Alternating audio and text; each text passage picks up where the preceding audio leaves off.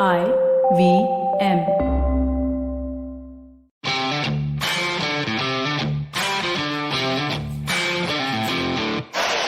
Ladies and gentlemen, welcome to episode 35 of the Fighting G.O.A.T.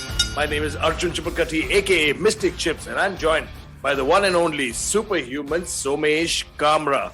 We've got a great show for you. We're going to talk about one of my biggest nemesis is cutting weight, and we're going to talk about it in detail.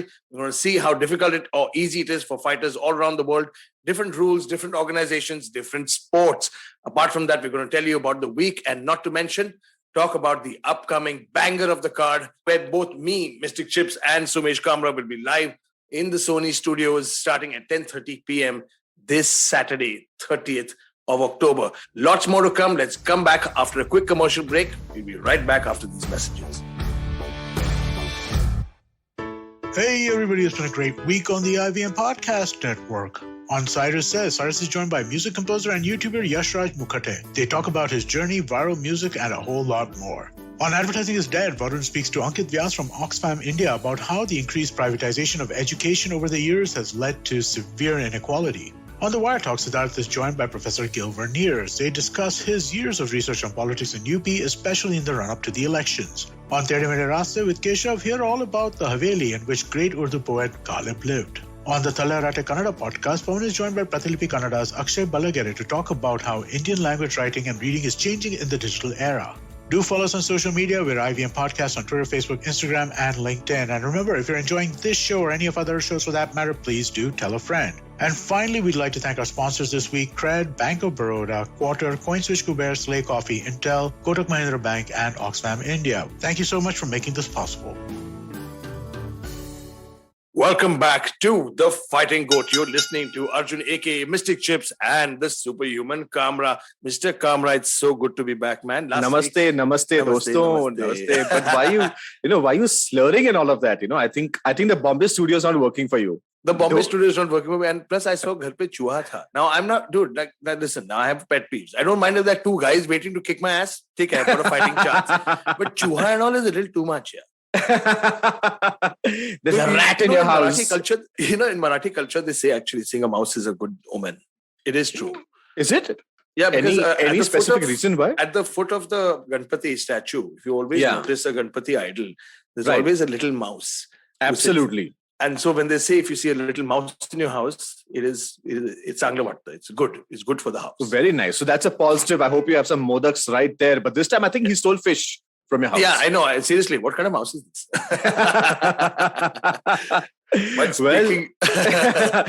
But speaking of mouse and mice, man, there's so much that happened in the week that was with this entire Paula Costa episode in the UFC. Oh my God, I completely forgot about that. The fight that was originally supposed to be at middleweight, which is 185 pounds. The gentleman, Paula Costa, could not cut weight and it was moved to light heavyweight, which is 205 pounds. Marvin Vitoria obviously agreed to the fight and turned out victorious.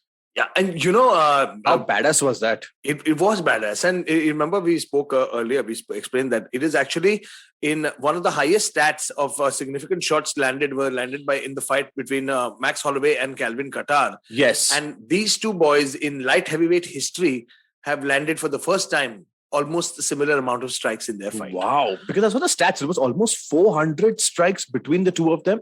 Yeah. And also in a funny stat, 400 strikes between them. And in John Jones' 11-year career, he's been hit only 500 and something times. Oh my God. So it was a banger of an event. I'm sure there was a lot of badass happening out there. Both the badass guys. In fact, Dana White was very vocal about it. He spoke the fact that Vitoria was so accommodating. He's such a stud. And it's because of him this main event happened. Also, what I heard is that Paula Costa was 233 pounds. 200 and 12 pounds, I think. 212. No, he was 227 pounds. My God, man. On fight, these guys cut weight. It's just ridiculous. It's crazy. But before we speak of that, man, Chips, what about Fedor coming back in Bellator versus a younger opponent? I love it. And he knocked his opponent out in Moscow. I saw that beautiful combination set up with that left hand and then that's his iconic legendary swinging right hook that landed and knocked his opponent stiff out cold. Just shows, I don't care. It doesn't matter how old Fedor is. It doesn't matter how out of shape he looks. He can still end your night very badly if he wants. But he was never in shape. What we call and he's always dad bod. Yeah, he's always been dad bod, But at the same time, he's like that 225, 230 pound guy who's never really focused on the six pack. And in fact, he doesn't cut that much weight. He moves around pretty much at the same weight, So that's the main topic of today. But before we get to that, there's so much coming in. How was the Marvin Vitoria Paula Costa fight? Just brief me on that. It was such a technical battle. It went to a unanimous decision. Right. There were moments for both fighters going back and forth. But I got to say one thing is that the weight cut didn't affect them that much, in the sense that, when you're training to fight at 185 pounds right, or 170 pounds, your body has to go through a certain rigor that Absolutely. you put it through. And then suddenly a week prior, you're supposed to change to a different weight division.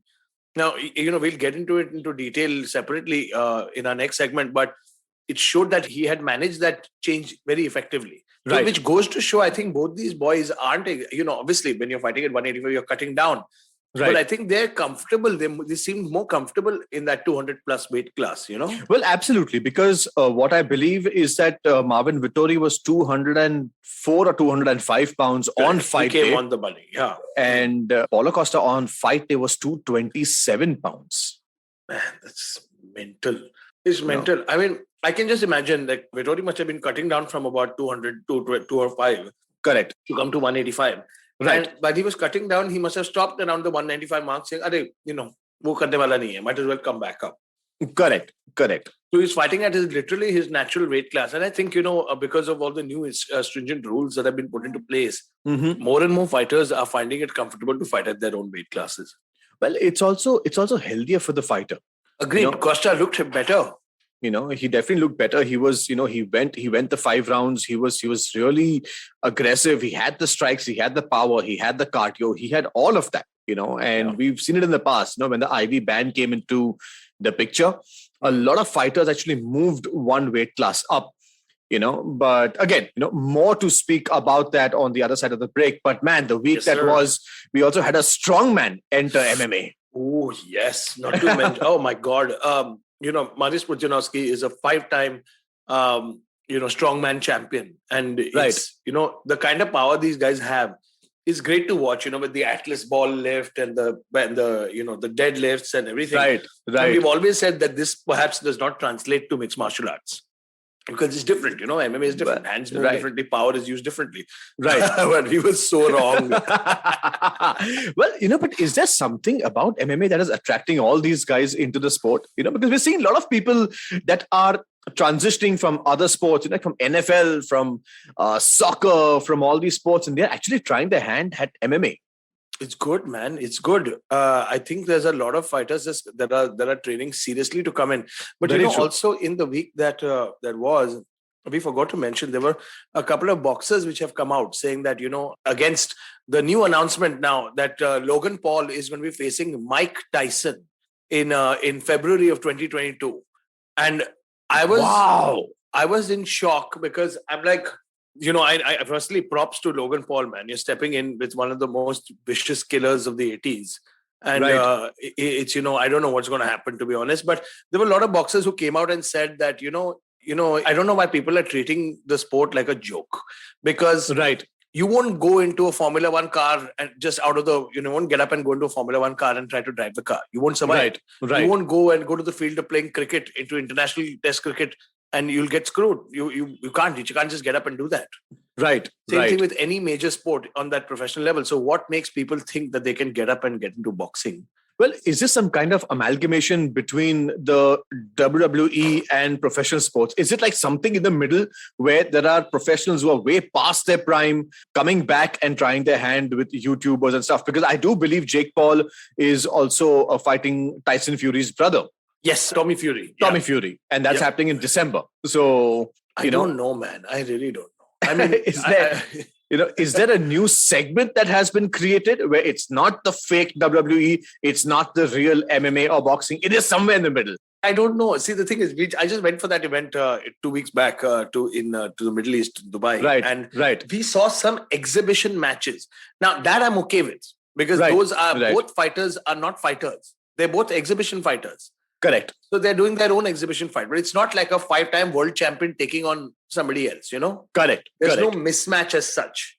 It's not like Floyd Mayweather hanging out with, Logan Paul Yeah. or something. So if you want to do your fun exhibition matches, they've always existed in the world. Let's not pretend for a moment that Mayweather didn't go to Japan and do some time pass back in the day. They all did for money. And he says it himself. Yeah. He was 35-0 and he decided, like, I'm 35-0, I've got the legacy, but where's the money? Correct. So Correct. Exhibitions are part of life, and exhibitions matches will happen everywhere. I mean, James Toney versus Randy Couture, everybody knew what was going to happen. Right. I mean, yes, there was an element of, maybe, but take care. But I think it's a lot of the crossover fans. Like, Somesh, you saw the Brock Lesnar era, and you saw what kind of fans that brought in immediately. Absolutely. But Brock Lesnar could actually fight. It was not an exhibition match. It was not something like a CM Punk who just could not pull the trigger. This guy just went out there. He was probably off his PEDs and there was some rage coming out there. He was like, boom, boom, boom. So he could actually fight. He pulled off. True. He pulled off some good, not stunts, but he pulled off some good moves, and it turned out to be entered. Absolutely, champion in his third fight. I'm going to give it to him. He beat Randy Couture. He defended it against Shane Carwin.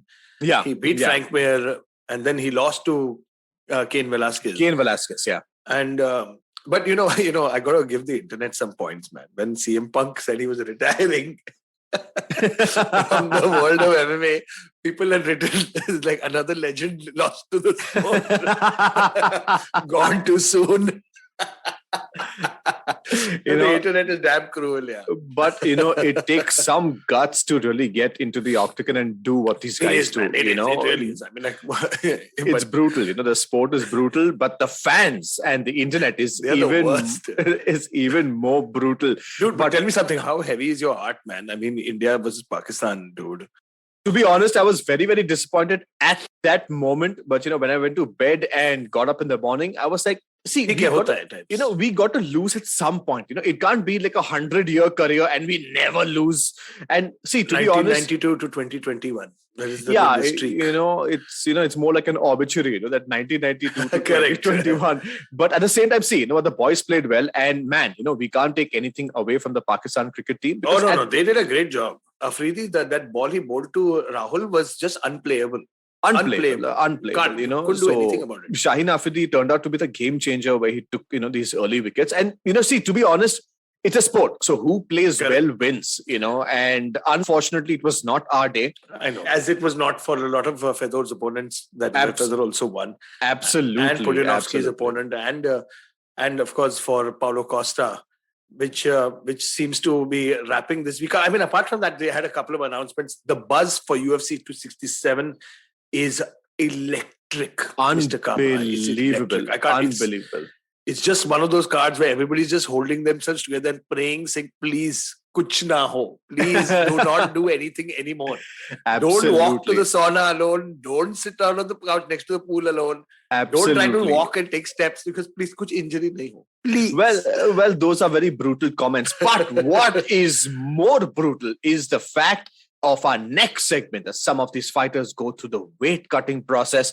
Some of them don't. A lot more on the other side when we come back after these short messages. See you on the other side where Mystic Chips and Superhuman Kamra speak about weight cutting, the drawbacks, the pros and the cons. See you on the other side after these quick commercial messages.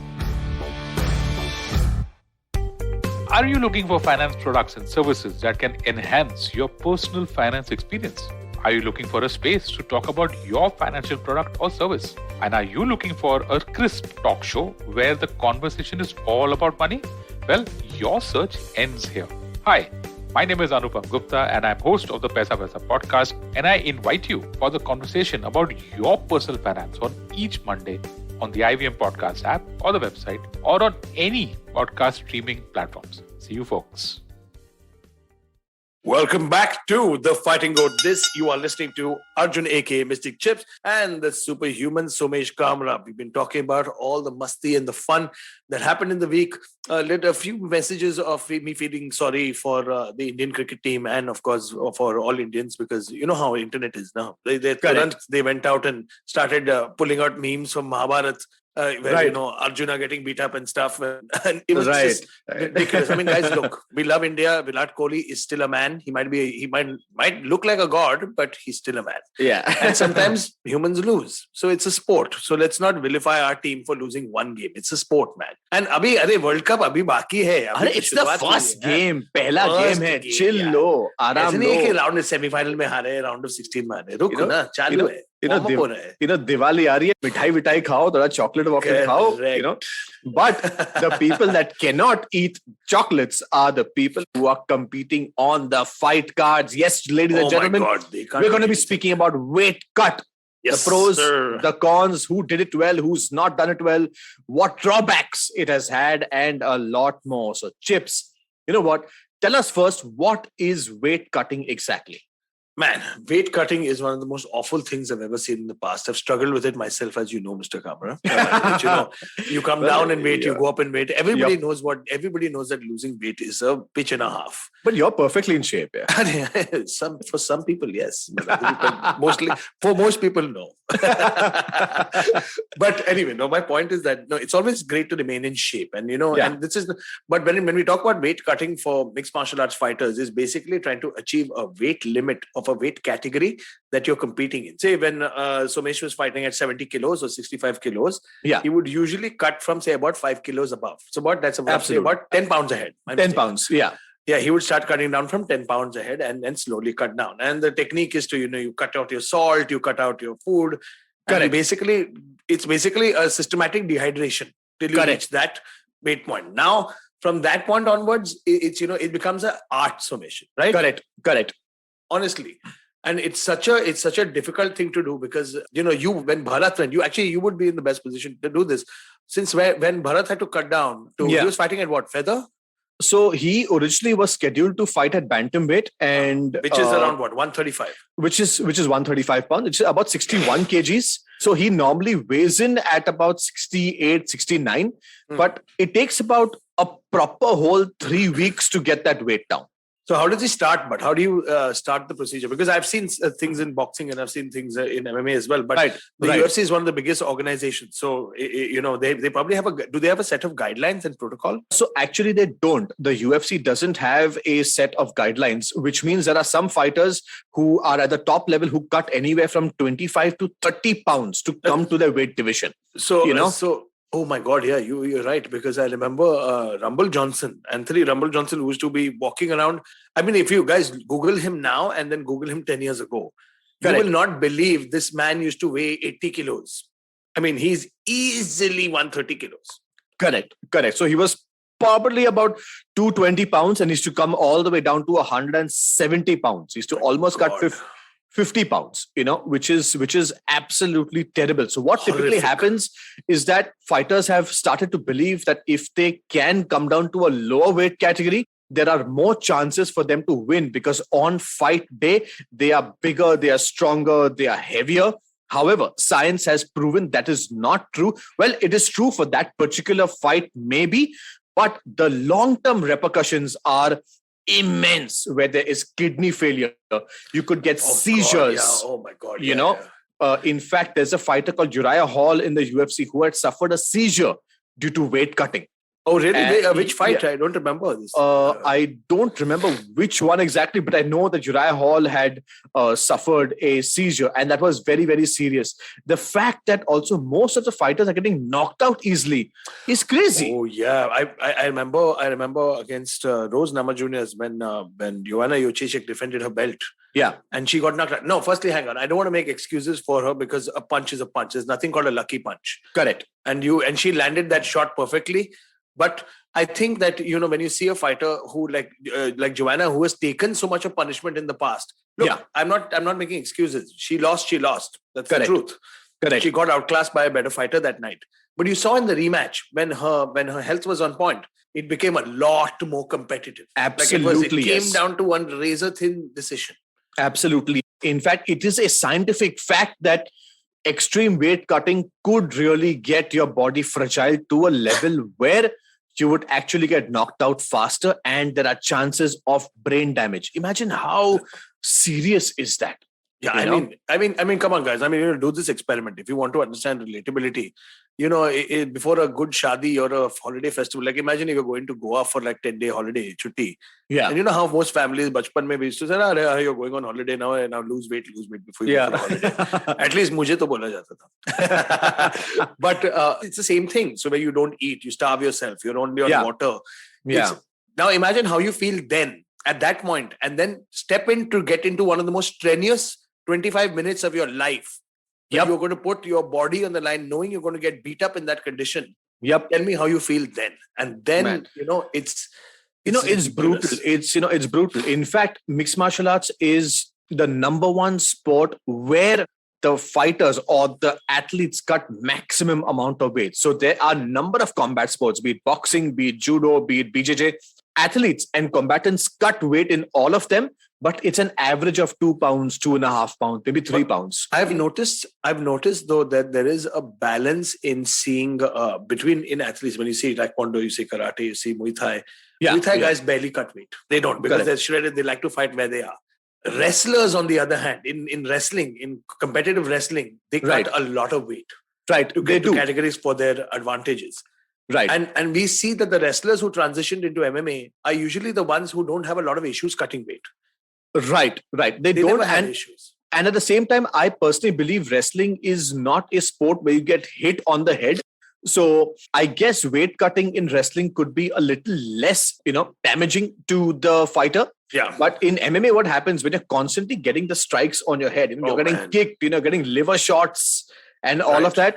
The moment you have strikes coming in, I think the weight cutting aspect should just be re-looked at. I love how ONE FC deals with their weight cutting process. Yes. In their contract, they have a clause that you cannot cut more than 8% of your body weight. So basically, if you're fighting at say 100 kgs, you cannot drop more than say 8 kgs for your fight. Yes, you cannot. So you need to be walking around at a maximum of 108, 109. You cannot, walk about. That's actually very good. That's very good. But even that, that 8 kgs is a 16-pound limit. Like it's 16 pounds in that sense. It can go up to that mark. But what happens when you speak on the lighter fighters? Like for example, like a 145-pound featherweight fighter cannot walk around beyond 155, which is not that bad. Which is great. And we used to see the older fighters do that. Guys like BJ Penn, when they fought at 155, was not more than 165. Right. When he moved up weight divisions, he used to when he went to welterweight, he was a 169 at welterweight. And that's the heaviest. Absolutely. In fact, one particular fighter who was a champion, Henan Barao, used to struggle because he used to be at 170 and he used to cut to 145. And on fight day, he was 168, 169. And I'm like, dude, that's almost 30 pounds. Almost 30 pounds. Now that you think of it, a current title challenger for the flyweight, for Brandon Moreno's flyweight title is Davison Figueiredo. Absolutely. We've said this so many times that I want to see Figueiredo on a scale when he enters that cage, because I bet he's 160. And flyweight is 125, man. Man, that's crazy. Yeah, that's I bet he's 5 pounds. He looks heavy. 35 pounds. And I'm like, dude, are you serious? Someone like Khabib, who's had so many issues with his weight. Oh my God. How many fights have been dropped with Tony Ferguson because of the weight? 2 or 3. Oh my God. Easily, Khabib walks around at 210, 215. When he's in camp, he's about 200. He drops to 155. That's mad. There has to be a cap, I think. I think it's for, a lot of people say Khabib left the sport earlier. Maybe, it's more of like, shit, I don't want to cut the weight anymore. Absolutely. In fact, he was very vocal about it. He said, listen, really? I cannot go through this again. It's a torture. And when I'm sure. And when I say I cannot go through this again, this basically means weight cutting, because skill set, no problem, cardio, no problem. These guys can go through it for the next 20 years. But when it comes down to cutting that weight, oh my God, it would have been a challenge. Now, if you ask me, I would love to see an Usman versus a Khabib. I think that's a dream matchup for me. If Khabib had ever moved up, Usman versus Khabib would have been one of the top looks like matchup. a light heavyweight though. He does, but Usman cuts a lot of weight as well. You can see him. But some guys just master that cut. The cut. Yeah. Like it also depends on how much that cut. GS needs to cut a lot of weight.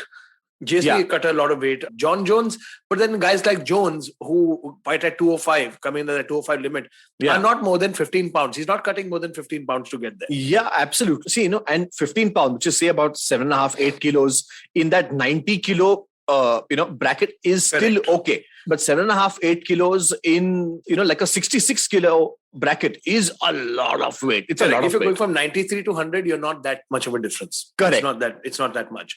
Correct. But like Somesh said, if you're fighting at 65 kilos and then you're suddenly 75, it's a lot of weight. Just percentage wise, it makes a huge difference. That's why I love the way, one championship deal with it, that, not more than 8%. And that is and that's by contract. The other good thing about the UFC, I do believe, is the fact when when they removed the IV ban. Yes, that was a big thing. That was really a big thing. Yeah, and when very they removed, good move though. Very, very good move. When they removed the IV ban basically is that the fighter dehydrates himself or herself and is allowed to inject liquids via IV to rehydrate. So that is one aspect that the UFC absolutely I remember that exactly. To sum up that entire cutting conversation, we were talking about using the IV ban. The IV ban was a big deal because guys used it to rehydrate ridiculous amounts of fluid. They would just sit in one place with like multiple bags attached to them for like a couple of hours. And then suddenly would go up 15, 8, 10 kilos. Yes. And then not to mention would have a big meal and then relax and they would be looking really jacked to what they were, jacked and big and tough. And they put in a good workout before, going out to fight. And it's a good thing. I think that the world is heading towards a better cut. I remember talking to Gary Mangat. Yes. And he was telling us, the brown munda of Canada. And he was telling us that he never had issues with weight cutting in one because you don't need to cut that much weight. You don't want to cut.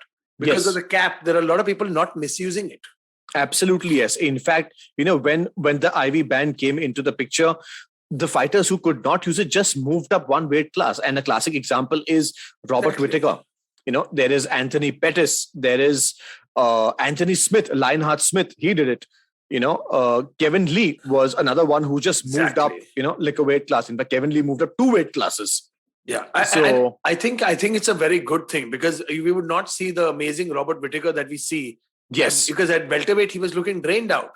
Yes. The same thing with Rumble Johnson. At welterweight, he looked silly. But at heavyweight, he was a stud. He was knocking people out left, right, and center. Man, seriously. He was scary power he had. And it's good to see fighters in their their honest weights. Absolutely. And they look good. Absolutely. So I think it's a very intriguing, important science. And in the future, we're going to sit down with, I think that episode with Dr. Julian Dalby was actually a great eye-opener.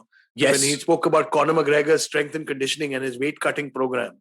Yes. It's quite interesting to see. But speaking about Conor McGregor's weight cut and strength and conditioning program, Chips, let us list down 5 of our individual, picks. The gentlemen who shouldn't have cut that much weight and actually went down like drastically. I will tell you who number 1 is already. It's Anthony Johnson. No, I mean yours. Like your 5, like your top 5, the guys who you felt just did it way, way, way too aggressively. Khabib comes to mind at number 5. He took a lot of times to cut weight. Absolutely. Khabib. And he was finally able to do it. Khabib definitely is out there. For me, I think Darren Till also took out a lot when he had to go down to welterweight. I feel Darren Till was one. I mean, he was so huge. I'm like, dude, this guy is almost a light heavyweight. And he's to compete at welterweight, which is at 170 pounds. And he looked massive. And the time when I realized this was versus the Cowboy Cerrone fight. And Cowboy is a big guy. And Darren Till was like, man, this guy's like 2 weight classes apart. True, so you could see the difference, I just felt he pushed it way, way too much. So Darren Till for me is on number 5. Khabib for me, number 5. And number 4 for me is Edson Barboza. I think at featherweight, he looks far more comfortable. Yeah. He was too big for lightweight. I think he looked big. He's firstly the problem with him. He's got like some -1 negative 50% body fat. Like I can see his, when the school ka wo body ka diagram hota tha na, they used to have the human body like this, in the red and the blue for showing the veins and all that. That is Edson Barbosa's real body. Daily, yeah. Like that's how what he he looks like. Like when he breathes in, you can see his 14 pack. When he doesn't breathe in, also you can see his 14 pack. Like you can see his 14 pack outside when he wears an overcoat, no? Those thick overcoats in Russia, the cops wear. You can still see his abs from outside. Very true. I think for me, number 4 is Joel Romero. Joel Romero. Oh my God, that man used to Speaking of abs, he's the 44-year-old, I don't know, maybe 44 abs on him. Actually, you can't tell his age ever. Yeah. You can't tell. He could be 75, he could be 35, he could be 90, he could be 20. Nobody knows. But the fact that he was so big and he used to come down to middleweight, which is 185 pounds, was something I don't know. I just couldn't digest the fact. It was very, very crazy. He's missed weight a lot of time. Has he missed weight a lot? I think he has. And also there was one time where, he was holding the towel and he's trying to do those little tricks and stuff like that. And that's true. Actually. Like he's so huge and he comes down to middleweight, which is 185 pounds. So God bless him. But for me, number 4 is Joel Romero. Okay, number 3, I think I'm going to go to the female division. It's Chris Cyborg. Oh, had trouble cutting a lot of weight, man. In fact, on YouTube, there are videos of Chris Cyborg's, weight cutting scenario, and she's bawling and crying out there because she's looking so drained. I think I've seen more videos of Chris Cyborg in a towel, covered in a towel, more than she's fought. Correct. At the weight. I love Chris Cyborg. She's awesome. She's one of the most baddest women that have existed in the sport. Absolutely. But she had her issues with weight cutting. Man, crazy. That's such a good pick because that was my next pick. 3, man? That was your next pick. Yeah, but if I had to choose another number 3, I would possibly choose Johnny Hendricks. My God. You couldn't have chosen a better guy. You could not. Johnny Hendricks, who competes in the welterweight division at 170 pounds, on fight day was close to 200 pounds. And I'm like, oh my God. And I've met Johnny Hendricks when he's not in camp. I think he's easily 215, 220 pounds. He's massive. He's so big. Yeah, he is. He's wide also. That's why they call him Big Rig. Big Rig, exactly. It's called Big Rig for that. So for me, number 3 is none other than Johnny Big Rig Hendricks. All right, now we're hotting up in the number 2 and number 1 spot. Let's see. Number 2, who has a bad weight cut? There are so many guys, especially a lot of the Brazilians.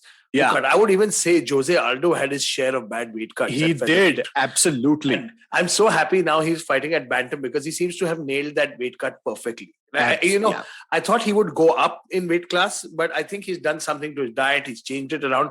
Yes. But he's made massive changes. And he's looking so good.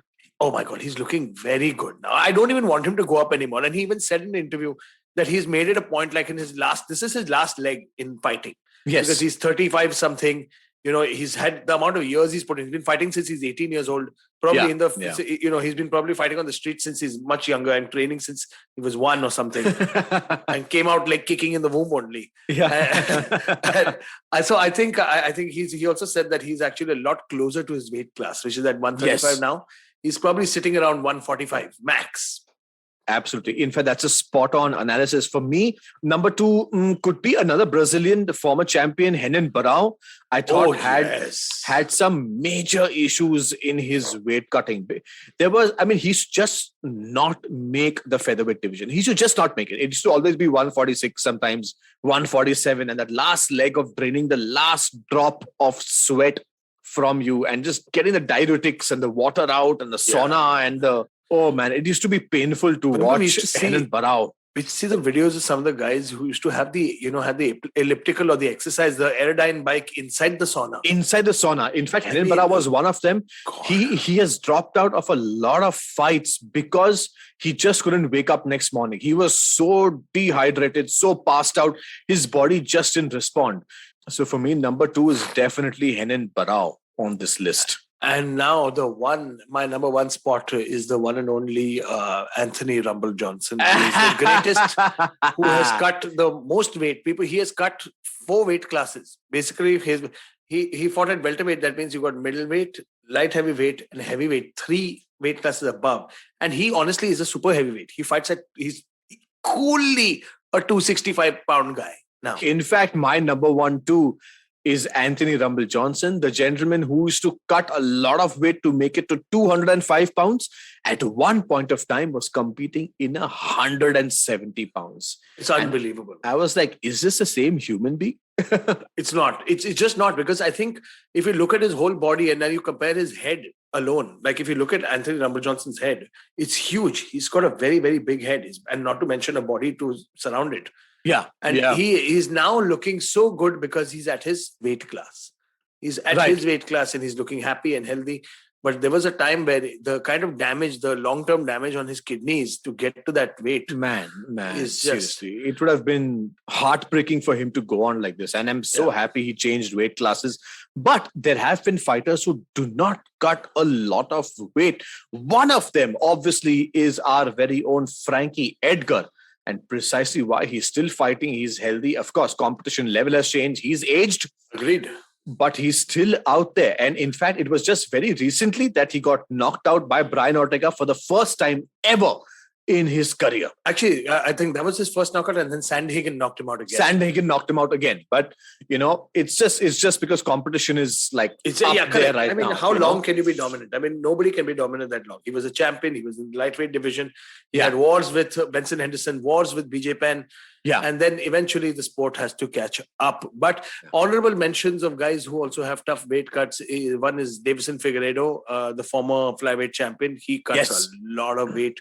I mean, guys like Tyron Woodley as well, they all look like they cut huge amounts of weight to get to where they are. And then on the same hand, we're going to do another series where we talk about guys who mastered the weight cut, like the Spider Silva, never missed weight, even by 1 gram on and off. Absolutely. In fact, even last week's fighter, Jim Miller, who has got 39 professional fights, has never missed weight even once. So kudos to these guys, Focus on your health, focus on your weight, but at the same time, please get professional guidance. Any fighters listening out there, get professional guidance before doing this, because it's not going to be healthy if you don't.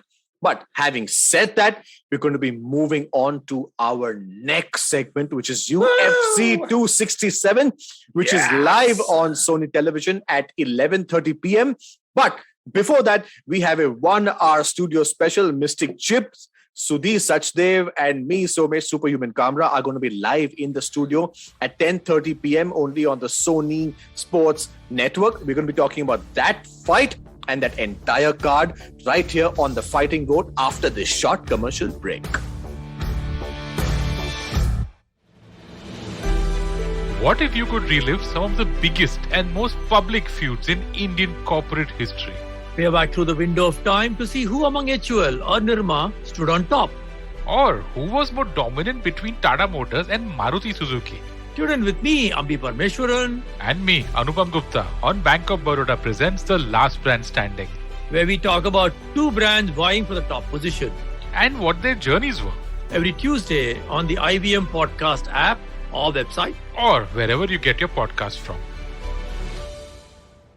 Welcome back to episode 35 of The Fighting G.O.A.T. We have now reached the last segment of our show. This is Arjun, aka Mystic Chips, along with Superhuman Kamra, and we're going to be getting through this quick. UFC 267 is on the cards. It's one of the most incredible events that are coming up. We've been waiting for this all through the month of October. Like weight cut ka waiting? Like waiting? Weight cut ka waiting. It's weighing on us at this point. It's literally weighing on us at this point. But you know what? If there was ever a heavyweight stacked card, this is it. This is as stacked as this card can ever get. Well, it's got some incredible fights. Mr. Kamra, run us through top to bottom for this card. Normally Mystic Chips and me predict the best fights of a card. UFC 267 has 6 fights on the main card. It starts with Margot Ankalev versus Volcan Ozdimir in the light heavyweight division. Dude, holy hell. Ankalev versus Volkan Ozdimir is going to be a banger. We've seen Ankalev take on Ion Kutelava, knock him out twice. We move on to the Yes. But moving on in the welterweight division, we have Li Jingliang, the hot prospect from China, taking on the return of Khamzat Chimaev. Oh my God! It was such a sad story when we found out that Khamzat Chimaev had contracted COVID-19. Yes, and it was such a depressing thing because no athlete should go through that. And nobody should go through that. Let me just rephrase that. Yeah. And and he went through it, and we could see the effects of COVID. He's been delaying his fights. He was supposed to return in March. He was supposed to return in May. Then he was return in August. And now finally he seems to be fit. So we absolutely can't wait. Moving on to the next fight, which is the third fight on the card, is in the heavyweight division between Alexander Volkov and Marcin Tybura. Oh my God, Volkov! His last war against Cyril Gane, was massive. It was the kind of fight. I got to give him props. He would fight anybody. But Marcin Tybura also, he's a tough heavyweight man. It's going to be a fun war. It's crazy. Moving on to the next fight, which are the three marquee fights of the event. In the lightweight division, Islam Makhachev takes on Dan the Hangman Hooker. The original opponent for this one was Rafael Dos Anjos. He had to pull out for some reason, and Dan Hooker chose to fill in. So he's right there in Abu Dhabi. And the co-main event of the evening in the bantamweight division is the former champion Peter Yan taking on Corey Sandhagen. And the main event of the evening in the light heavyweight division for the title is Glover Teixeira, who is taking on Jan Blachowicz. I mean, I'm just breathing deep here because it's just that there's nothing else. There's only do pranayama and all that. But you know what the best part is? If you look at all these fighters, none of them are going to miss weight. None of them are going to say, no, I don't want to fight him. None of them are going to back out. And it's just crazy. So the fight card is not changing. The fight card is not changing. No, it cannot change so close to this. I mean, anything happens, firstly, I'm going to mandir and break like coconut and all that. Hey, Aarti to chada ke lagna hi chahiye because nothing should affect this card. I think we'll do this at the Sony studio. Absolutely. And the thing is that Dan Hooker has stepped in on short notice to take on one of the most feared fighters in that lightweight division. I mean, after Khabib left, everybody was like, oh, it's going to be Islam Makhachev's division. Yes. And Dan Hooker, the kind of ultimate stud he is, took a fight after he fought like a month ago. Yes, and then said, yeah, I'm right here. I'm going to stay in the US. Boom, I'm going to be here. And I'm going to take on, I'm going to fly to Abu Dhabi and take on Makhachev. And I'm like, absolutely. It's a stud move. See, win or lose doesn't matter. Dan Hooker is an absolute stud. He's got the people's respect. He's got the UFC's respect. It is, man. But Chips, the thing is that, so even Peter Yan was supposed to face the champion Aljamain Sterling. Yes. Islam your favorite. Absolutely. Your favorite fighter in the two world. Guys. Sean O'Malley and Aljamain. I want to see you party. I want to see you party with like Aljo and Sean O'Malley, man. Poison the drinks and all that. And so, Peter Yan, the former bantamweight champion, was supposed to take on Aljamain Sterling, the current bantamweight champion. Islam Makhachev was supposed to take on Rafael Dos Anjos. There have been two replacements, but how good are these fights? Somehow now, looking at these fights, I prefer it to the original opponents. I don't know, man. I would love to have seen, the original rematch between Peter and Aljamain Sterling. But you know what? Sometimes it doesn't happen. Aljamain was injured. He pulled out for a reason. Right. So now we're going to see a interim belt. Absolutely. And I just want to ask you, Somesh, is Dan Hooker versus Islam Makhachev a 3-round fight or a 5-round? It's a 3-round fight. In fact, even the bantamweight co-main event, which is supposed to originally be it's a 5-round fight. Sorry. It's an interim belt. Yeah. Yeah, it's a 5-round fight. It's a 5-round fight. I thought it would be a 3-round, but no, it's for the interim belt. It's going to be a 5-round fight. So that's absolutely fantastic. But Chips, going straight into the picks. Okay, here we go. Let's go. Picks now. We got to go. Magomed Ankalev versus Volcan Ozdimir. Oh my God, Ozdimir! Both these guys are so tough, but I'm going to go with Ankalev. Holy shit! Okay, I'm going to go with the Swede Volcan Ozdimir for this one. I think his hands are really good. He's improved his kicks, and I think a lot of it is going to change. Welterweight division. Li Jingliang versus Khamzat Chimaev. That's the thing. A lot of people are sleeping on Li Jingliang here because Li Jingliang is a tough prospect, and these Chinese are sprouting some really, really incredible fighters. Absolutely. But that being said, man, the Khamzat Chimaev train has been steaming on. and trucking on so well. We don't know how he's going to be after COVID, though. So that's a big question mark. Exactly. I'm going to be in the side of the Chinese, Li Jingliang. Oh, that's a very interesting pick because I'm going to go with Li Jingliang too for this one. Exactly. I think we've seen what he's capable of. I think he's going to derail the Chimaev train because Chimaev is coming off after quite some time. I think he'll be a little rusty. He'll not be as fearless as he was. And if he tries to rush in, Li Jingliang has some of the worst hands in the welterweight division. He throws those punches like cannon bombs. I mean, we're going to find out. It's going to be a great fight either way. I mean, as long as we get a war out of it, it doesn't matter who wins or loses. Absolutely. Moving on to the heavyweight division, Alexander Volkov versus Marcin Tybura. Marcin Tybura has been on a tear. He's been on a tear. But, Alexander Volkov is this 7'8" monster who has had some amazing fights. He was beating Derek Lewis till he got knocked out by that freak punch that can knock even the air around most people. Yes. And of course, Cyril Gane is a massive prospect who's going to be fighting for the belt next. Mm-hmm. So, but I'm still going to go with Alexander Volkov. Oh, you know what? I'm in the same boat. I think Alexander Volkov is going to stop Marcin Tybura, who's I think on a 2 or 3 fight winning streak. He's coming off that beautiful experience with Cyril Gane as well as it's also Derek Lewis. It's also a big step up for Marcin Tybura. It is. He's taking on such a big. Now he's getting into the big boy leagues. Really big boy leagues. Absolutely. Moving on to the next fight. Lightweight division. Islam Makhachev versus Dan the Hangman Hooker. This is a game now. In this pick, it's becoming a choice between heart and head. Like I don't know. My heart tells me one thing. My head is telling me another. What does the stomach say? Stomach is going through a weight cut, so stomach doesn't have an opinion right now. But my heart wants to say Dan Hooker, but my head tells me Islam Makhachev. Okay, so if you can, and Mystic Chips always goes with his heart. Oh, really? Yes. I thought he goes with his head. Okay, fine. He goes with his head. Fine. I'm just being dramatic. Yeah, I'm going to go with the Dagestani Islam Makhachev. Absolutely. In fact, Superhuman Kamra, unfortunately, even though I completely agree with Mystic Chips, heart-wise, I want Dan Hooker to take this, but I think it's going to be a 3-round wrestling match, and Islam Makhachev is going to grind him out and just be on the ground and ground and pound. But you never know. You never know. You never know. You know what? I just been a 5-round fight. It would have been a different story. Maybe. But, I personally feel you should trademark that. You never know. But you never know. But what if? What if? And if you never? Like Bruce Papa has that. It's time. He has that done. But I think. What if?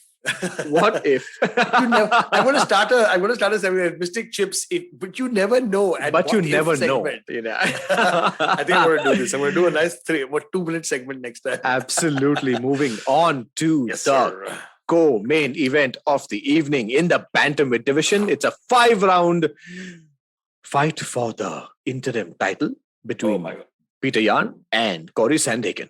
Oh my God. This fight has ultimate fireworks written all over it. Corey Sandhagen coming off a loss to TJ Dillashaw, but that was such a close fight. This fight was offered to TJ actually before it was offered to Corey.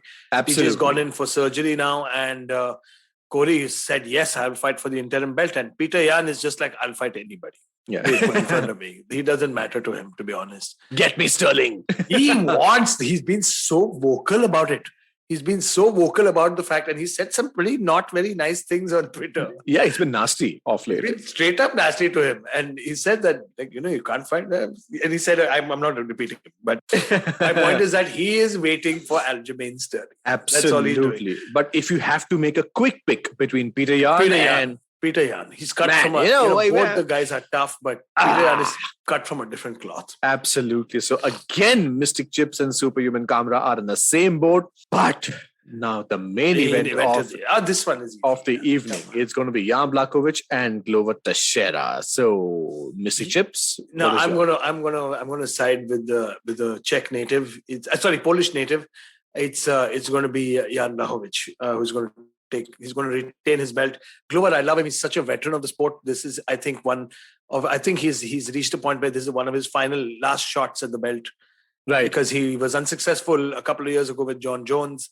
Right. And then he went through a bunch of losses against Rumble Johnson, Cormier, And now he gets one of his final shots. I hope he gets it. I hope he wins that belt, even just as a feather to his cap, as in a great career at light heavyweight.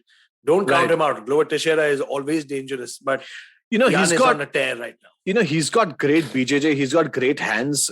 He's got decent wrestling also, which are pretty much the same traits of Jan Blachowicz. So do you really think it's going to be that easy? Because honestly, it was your easiest pick from the entire card. It was. But the thing is that you understand is Jan is also a lot bigger. He has very rangy, and he's got great counters for fighters coming in.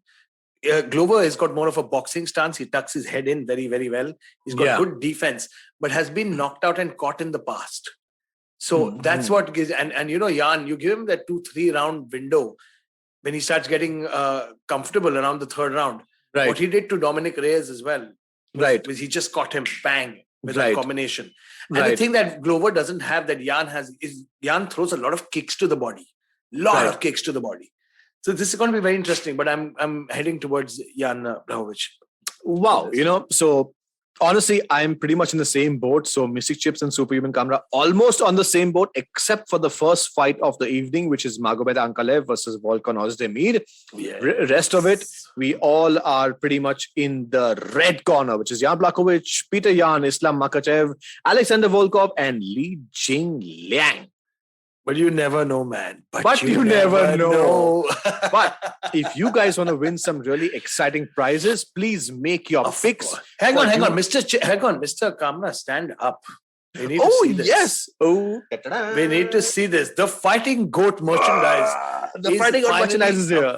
It's finally available, and you need to quickly tag us on our social media. So, Somesh, tell me what your social media handles are. Well, you need to tag us, hashtag us on all social media platforms. I'm on Instagram, somesh.kamra, Twitter, somesh_kamra. Mystic Chips, bang. On Instagram, I'm at Arjun Chips, and on Twitter, I'm the Mystic Chips. But guys, don't forget to tag IVM Podcast, hashtag the Fighting Goat in all your posts. Make your picks like us. Check your picks, send it out to us, and we'll see who the winners are and send you some awesome merchandise. T-shirts are just the beginning. Fridge magnets, mugs, caps, headbands, and Sharpies, whatever you want, they're on their way. So don't forget to play this game. And possibly a chance to get featured on our show, because we are looking to get the top fans on the Fighting Goat. But before that, ladies and gentlemen, don't forget to watch UFC 267, which is on Saturday. And not a Sunday, it's on Saturday, October 30th. We are going live on the Sony Sports Network at 10:30 p.m. with the Ultimate Guide to UFC. So we look forward on having more interactions there, more fun, more dhamaka. Until next time, stay tuned to ivmpodcast.com. Listen to all the awesome content, but do tune into the Fighting Goat first and then go anywhere else, because we are the Fighting Goat.